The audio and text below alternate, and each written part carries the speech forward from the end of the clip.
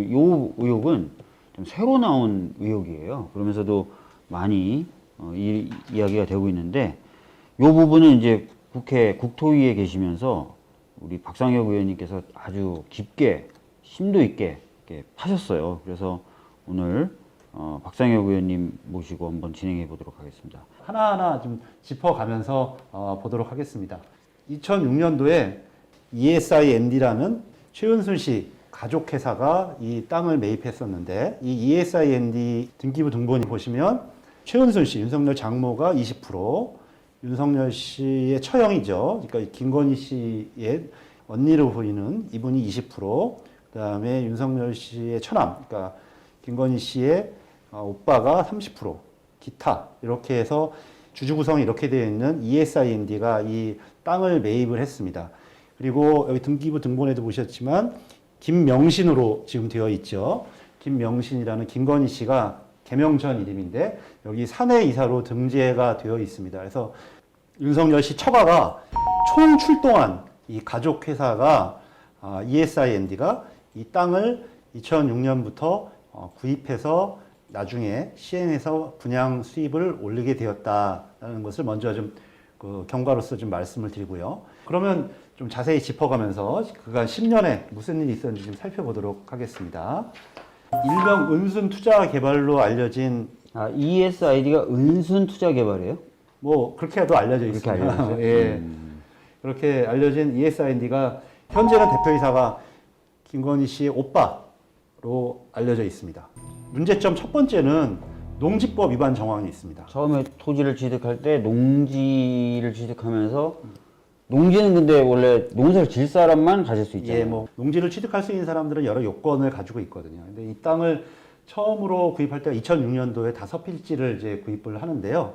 그러면은 농지 자격 취득 증명서를 제출하게 됩니다. 거기에는 뭐 여기 나온 것처럼 자기 노동력으로 할 거냐, 장비는 어떻게 갖고 있을 거냐, 뭐 여기 보는 것처럼 경운기, 구유 이렇게 해서 여러 가지 내용들을 농지 취득 자격 증명서를 제출하게 되어 있었거든요. 그런데 아시는 것처럼 최은순 씨는 그 전에도 개발 사업을 오래 하시던 분이에요. 농민이 절대 아닙니다. 그리고 이때가 고령의 나이였고요.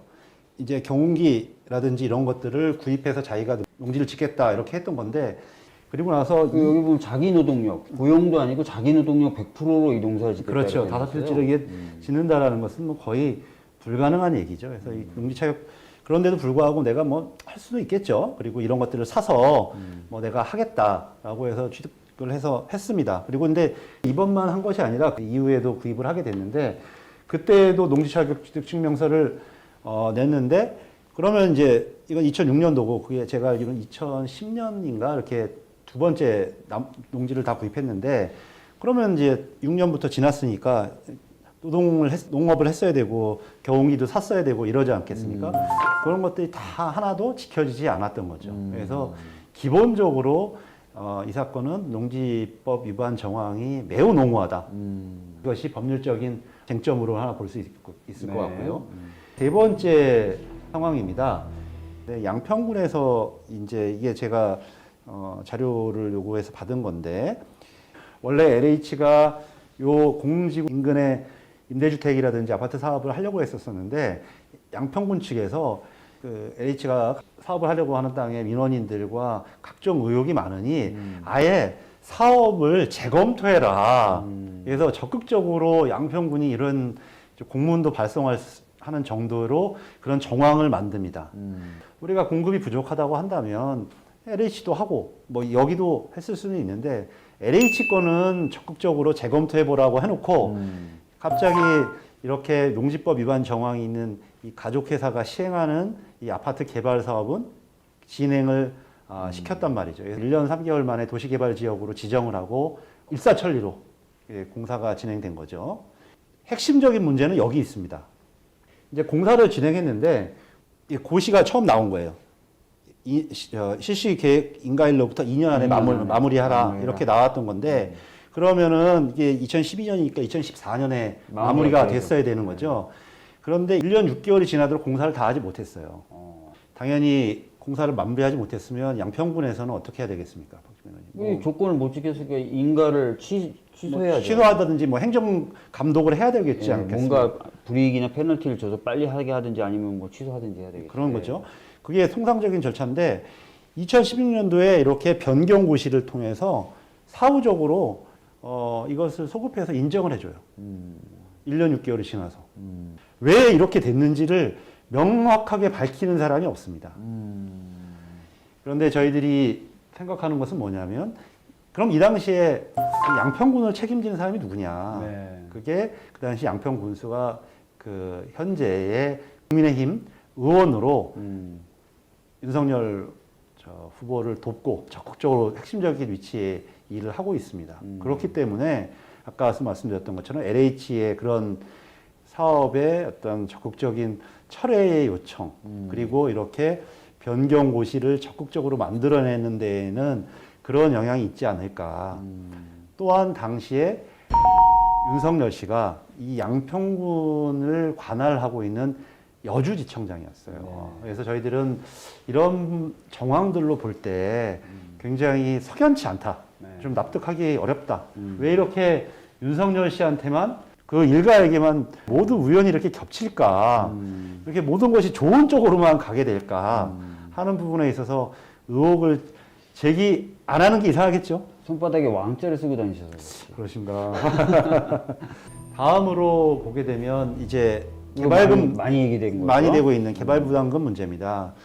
이제 도시개발 사업을 하게 되면 개발이익 환수법에 따라서 개발부담금을 부과합니다. 뭐 지금 우리가 화천대유 문제 때문에 그 관련된 3법 중에 지난주에 2법이 통과되고 이제 개발이익 환수법이 좀 남았었는데 원래 개발이익 부담금 같은 경우는 굉장히 높은 금액이었습니다. 처음에는 50%까지 였다가 뭐 박근혜 정부 걸치고 하면서 지금 한 20%, 25% 좀 내려와 있는데 최근에 저를 비롯해서 동료 우리 민주당 의원들이 다시 원래 법 취지대로 개발이익 부담금은 한 50%까지 올려야 된다 이렇게 얘기를 하고 있는데요. 여기는 언론에 보도되기 전까지 영원이었어요. 개발이익 부담금. 이익은 났는데. 예. 그래서 언론에 나가서 아마 우리 동료 의원이 강덕구 의원님께서 열심히 또 문제 제기를 하셔가지고 이 개발이익 부담금이 왜 0원이냐라고 했더니 뭐 처음 땅을 산 가격을 5배 정도 부풀리고 하면서 이 개발이익 부담금을 안 내려고 노력한 끝에 이 부담금을 0원을 내신 거거든요. 그래서 문제가 제기하고 나니까 결과적으로 나중엔 1억 8천 냈습니다. 1억 8천. 1억 최근에. 예. 이렇게 막 문제를 국정감사 때부터 제기하고 우리 당에서도 제기하니까 뭐라고 그럼 윤석열 후보도 좀 아무리 모르쇠로 일관할 수는 없잖아요. 했더니 가족회사라든지 이런 건 다 팩트니까 공색하게 김건희 씨는 관여한 정황이 없다. 뭐 이렇게 그동안 주장을 해왔는데 최근에 관련 판결문이 나왔습니다. 요거 관련되어서 투자를 아마 이제 받아온 모양이에요. 여기에 보면 피고가 최은순 씨예요. 예. 최은순 씨의 딸이 누구죠? 최은순 씨. 여긴 2로 나와 있는데. 김건희 씨겠죠, 뭐. 예. 원고 청산인 F의 아들인 G에게 이 사업 관여에 투자할 것을 권유했고. 이건 적극적으로 사업을 참여했다는 얘기잖아. 그렇죠. 이 사업은 말씀드렸던 것처럼 그 양평 공공지구 개발 사업입니다. 뭐 이렇게 해서 이 사업을 진행하는데 그 돈은 사용했다. 이 8억 원을 그래서 투자 약정과 관련된 그 사실관계를 확정해 놨습니다. 그래서 법원도 이렇게 핵심적으로 권유, 투자할 것을 권유했다는 것이 법원 판문 결문을 통해서 드러났습니다. ESIND의 사내 이사로도 있었고 관련된 판결문을 봤더니 투자자에게 투자 권유를 한 사람도 김건희 씨고 예. 이렇게 된 거네요. 그렇죠. 그러니까 사업에 관여한 바가 없다기보단 오히려 사내 이사면 사실은 그 회사에 발생하는 법적인 책임이라든지 경제적 책임을 다 져야 되는 그렇죠. 건데 예. 그걸 뿐만 아니라 실제로 참여해서 투자를 유치해오고 이런 활동을 했다는 거네요. 그렇습니다. 이런 걸로 보면 이것이야말로 본부장의 거의 종합한 패밀리 비즈니스가 드러난 사건이 아니겠느냐. 저희들은 이렇게 강한 의구심을 가지고 있습니다. 지난 국정감사 때부터 저희들과 동료 의원들, 민주당에서 제기한 문제들이고요. 앞으로도 이 문제와 관련해서는 더욱 좀 파볼 게 더 많겠다.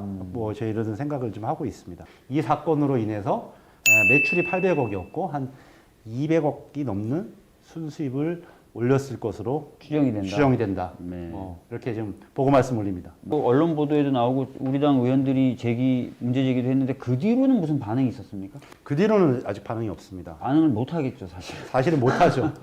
그래서 빨리 김건희 씨가 나타나서 명확하게 이런 문제에 대해서 답변을 해야 될 것 같아요. 제가 보기에는. 답변을 해야죠. 이대로 묻고 그냥 계속 가면 어떡하라는 얘기예요. 뭐 얼굴만 안 보이면 되는 게 아니라 이런 것들을 자꾸 해명을 해야죠. 지금 국민의 선택을 받으려면. 이렇게 패밀리 비즈니스 하는 사람이 이런 과연 나라의 운명을 책임지려고 하는 대통령의 자격이 있느냐, 뭐 이런 부분들을 저희들이 얘기 안 할 수가 없는 것입니다. 하여튼 오늘 시청해주신 분들 그리고 자리에 함께해주신 박상희 의원님 감사합니다. 감사합니다. 감사합니다. 참고로 말씀드리면 박상희 의원님하고 저는 동갑이에요. 이걸 왜 말씀하시죠? 좀 친하다. 예. 제 생각에는 제가 보기엔 본인이 어리다, 본인이 동안이다 이런 걸 주장하시려고 하는 것 같은데.